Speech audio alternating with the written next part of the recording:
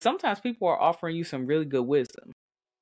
And it's up to you as the leader to cultivate and build that trust and reciprocity so that people can discern the difference in your intentions and not misunderstand them.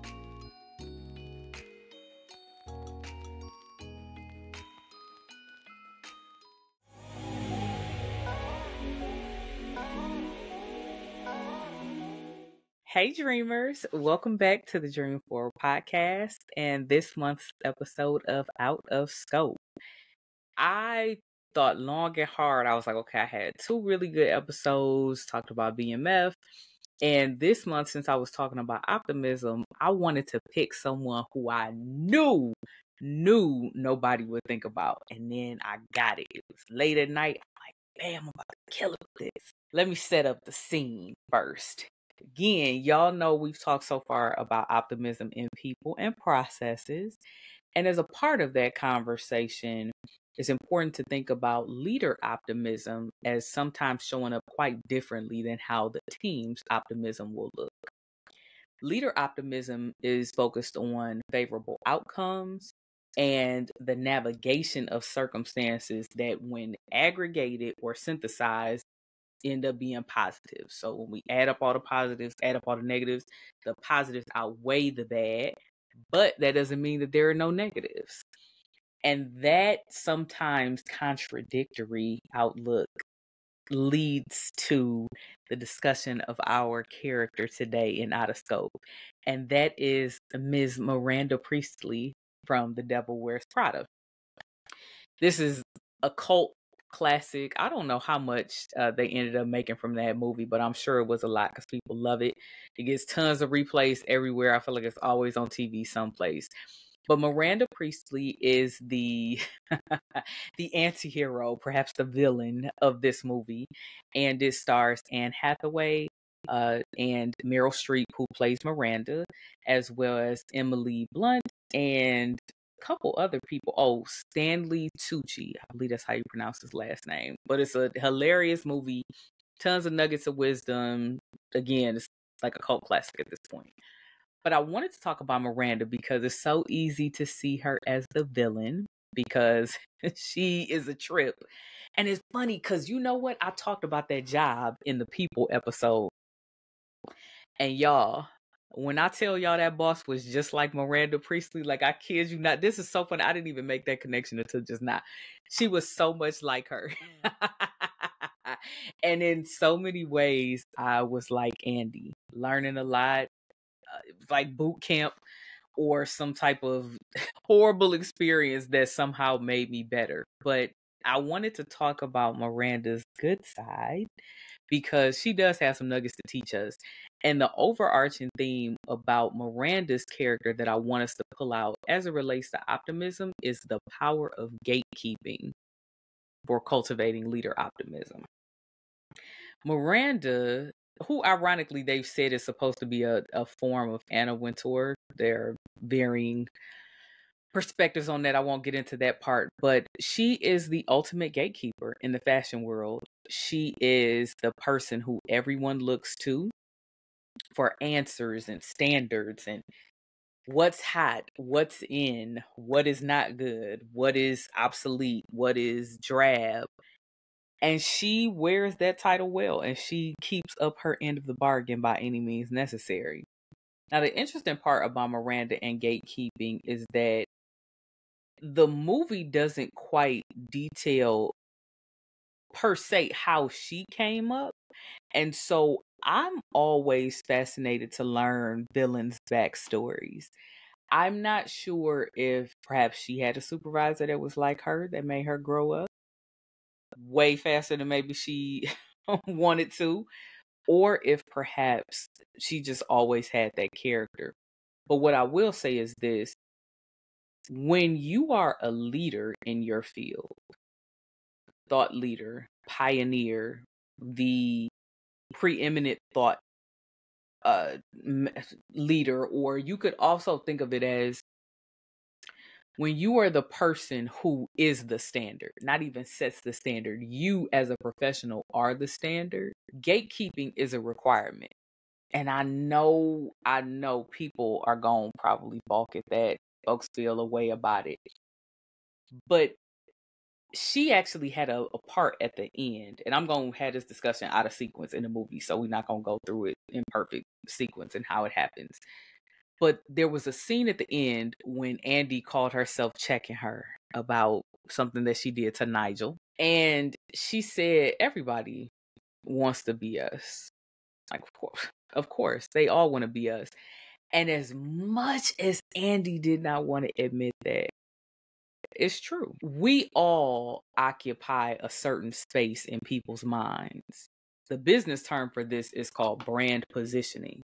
So if you think about the position of Disney as one of the preeminent authorities in childhood, not even just toys, but experiences, you probably can't think of your childhood without thinking something with Disney. In the same way, when we thinking about cell phones, the iPhone is the standard against which we measure other cell phones. You know that you have taken a place of preeminence when people can use you as the adjective to describe an industry or a category. So, funny story. I told you I was raised by my grandmother in part. And she used to always call evaporated milk pet milk. And so as a kid, I always just called it pet milk. And it didn't register that pet is a brand of evaporated milk until much later. Even when we were eating food bank food that had no brand label, I still called it pet milk. And when I finally realized, like, oh no, it's just evaporated milk, it was so funny to me because, again, my grandma had just conditioned me to just always call it pet because that was the brand that we grew up using for some reason. In the same way, if you are thinking Miranda Priestley and that automatic connection signifies fashion, that's when you know that not only have you arrived at gatekeeper status, but you are required to gatekeep in order to maintain the integrity of the category.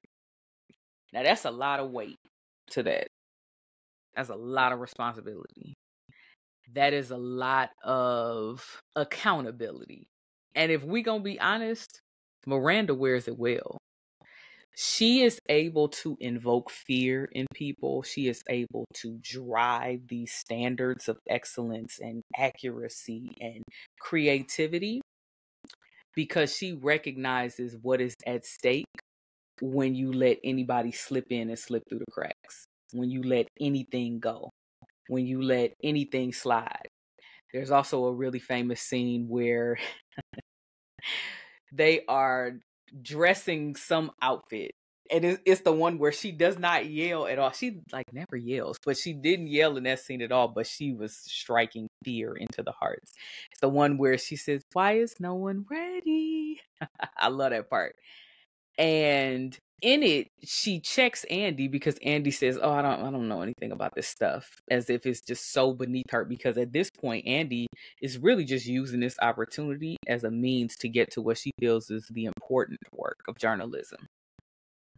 And so Miranda lets her know in her Miranda way that all of this is important because the seemingly small decisions that she and her direct team makes in this room, in these offices, are what filters down to create the livelihoods, the experiences, and the joy that we know of as fashion. It made me think of all of the pieces to an industry that often go unnoticed.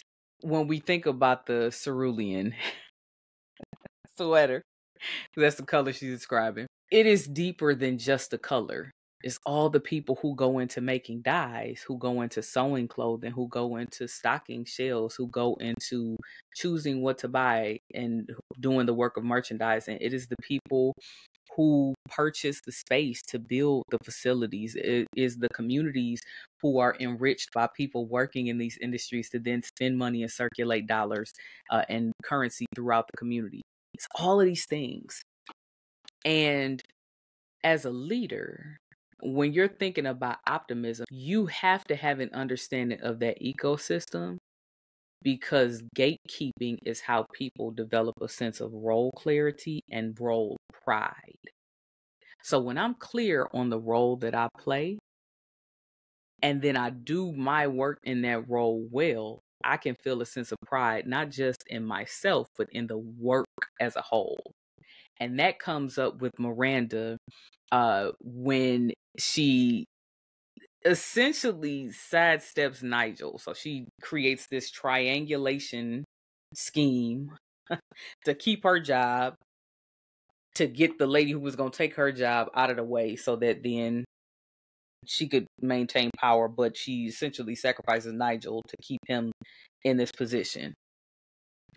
And there is an acknowledgement of how important the new job would have been to him and for him. There is an acknowledgement of how good he would have been at it. But he also recognizes his place in the ecosystem. And he recognizes what is at stake if the top of that food chain is disrupted, and how it'll filter down to disrupt him too. And I think Andy interprets it as him just being pliant to Miranda's wishes. But he gets that if Miranda gets out of position, even if I'm in this position that I love and I know I'm qualified for and I want over here, I still need a her where she is to make what I'm going to do over here still matter in the same way.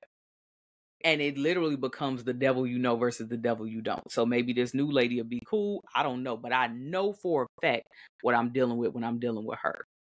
So even if that means I have to just hold this position still, she'll take care of me. She knows how to make it worth my while for me to stay put. And that takes an incredible amount of trust, not just on the employee's part, but trust on the part of a Miranda-like person as a leader. Do people trust you to hold them steady? Do people trust you to hold them back? I remember I wanted to leave a job because I was desperate to make more money. And so I left and I hopped over to a competitor, and I was miserable. And a family member at that time reached out to my old boss and was like, we got to get her back. She hates that job. It's terrible. He told her to tell me to call him. And so I called him. I'm like, oh, I gotta hang my hat. This man told me not to leave. And I got up anyway. And he was like, what's up, kiddo? And I was like, hey, how you doing? What's been going on? And he was like, yeah, I heard you ain't liking it over there. And I said, no, it's terrible. He was like, I told you that. And he said, man, if you were wanting more money, you should have just asked me for some more money, because not even all that much on top of that. And he was like, nah, we got to find a way to get you back over here. Let me find something for you. And he did. He found another job for me, and I came back. And it made me realize in that moment, though, that I perceived his recognition of the dangers of the competitions or culture as him trying to suppress my talent. So he told me, don't go over there. They do not run as efficiently as we do. We got more clout than them. Like, you will not like it over there. And it's a hard job. It's a mess. Like, don't go over there. And I was like, no, bye. Not knowing. Hey, yeah, he should have been paying you more. Yeah, it is. But there's a way around that. And after that, I was much more careful with how I interpreted people telling me to stay put. People don't always have the best intentions. Sometimes their intentions are, nefarious. But sometimes people are offering you some really good wisdom. And it's up to you as the leader to cultivate and build that trust and reciprocity so that people can discern the difference in your intentions and not misunderstand it. Miranda does that well. Miranda, even with Emily, so that was the assistant that Andy ends up kind of stepping over to get to the head assistant spot, even though she didn't want to admit it until Miranda checked her on that. But Miranda, even for Emily, she knows that even if somebody takes her spot for a second, Emily is going to stay put because Emily is passionate about this industry. This is her thing. And it's funny because as a leader, when you're managing your team, you also have to manage feelings of envy when people are looking at new rising talent. So I've had this issue on jobs on both sides where I've been a leader and had to manage it, and when I've been a person that has been the recipient and sometimes feeling envious. When emerging talent comes in and people start feeling envious and they start feeling like they're going to lose their spot and it's never going to happen for them, you have a responsibility to manage that, because that's a part of optimism too. So letting people know that, again, they have a place, that's role clarity, and they have a space and a position that helps role pride. That's how you keep the team moving, thriving, producing. Which do you think is more important to you, role clarity or role pride? And when you think about your own career, which one have you seen leaders fail you at the most? If I had to pick, I think probably role pride for me, because I was clear on my role. Like most of the jobs I've worked, I was the leader's advisor, even if it was quietly and in secret. But I think they resented that they needed me to play that role so much that they would find ways to demean me in that spot. And it was really unnecessary, because a lot of times I wasn't trying to take their position pretty much all the time. I never wanted my boss's job. I always wanted to do something else. But I think, again, they felt so resentful that they even had to look to me for that support. And that was unfortunate, because that impacted the optimism of the entire team, because other people could recognize how much of an influencer I was too. And so it was like a thermostat for the team, that if I was upset or wasn't engaged, and other people kind of naturally would fall back too. And then it would turn into this battle of the wheels.